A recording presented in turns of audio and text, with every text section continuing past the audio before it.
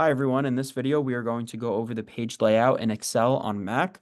We will start by setting all our margins to 2 inches, configuring our document to print in landscape, setting the segment sales report as our print area, and then set the repeat column headings on each printed page.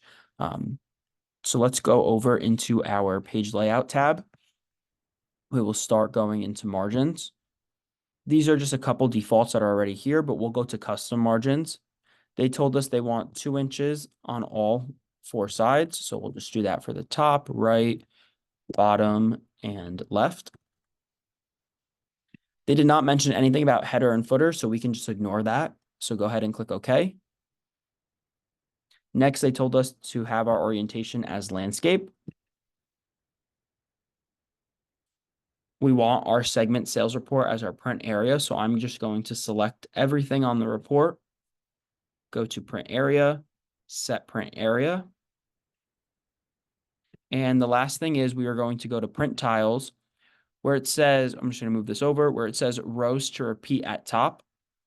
Grab that little arrow and we can just click row 9.